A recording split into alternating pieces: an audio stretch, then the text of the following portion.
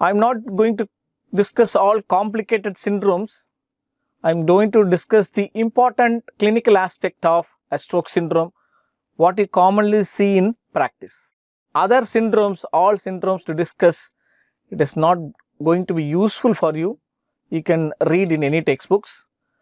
I will touch upon the important aspect of stroke syndromes and how to arrive at a diagnosis, how to have a clue to localization of stroke syndromes. What are Lachenal syndromes? You know, any Lachenal infarct?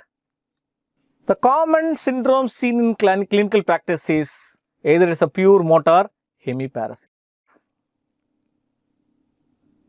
pure sensory stroke, rare, sensory motor stroke, seen, ataxic hemiparesis is rare, dysarthria, clumsy hand syndrome. These are the classic Lachenal syndromes. The first one is most commonly seen in practice. The patient can have arm, leg and face equally involved, pure motor hemiparesis. The lesion, if it is uniform involvement or a dense hemiparesis, one side is fully involved, always you think of internal capsule or corona radiate. Commonly it is internal capsule or corona radiate. Pure sensory stroke produces with sensory loss and dysesthesia. Dysesthesia is abnormal sensations. You get the lesion in thalamus, thalamic strokes, centrum semiovale.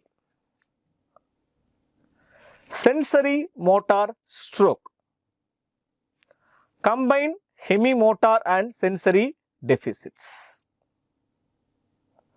The lesion corona radiate is common along with thalamus putamen. The patient can have hemimotor and sensory deficits. Ataxic hemiparesis, what it is? It is homolateral ataxia with crural paresis.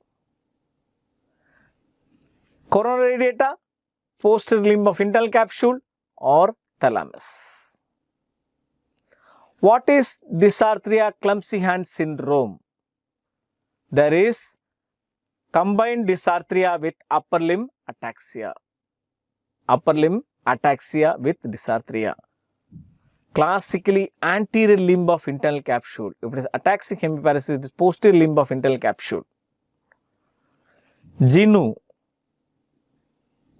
and hemorrhagency pons can have combined dysarthria and limb ataxia.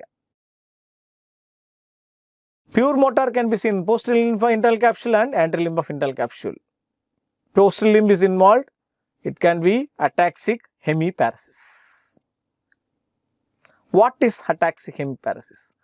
As I told you, homolateral ataxia and pyramidal signs.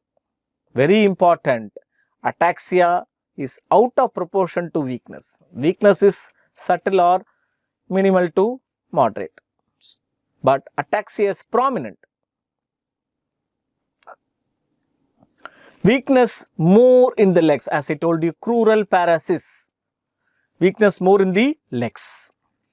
Lesion in the pons or internal capsule.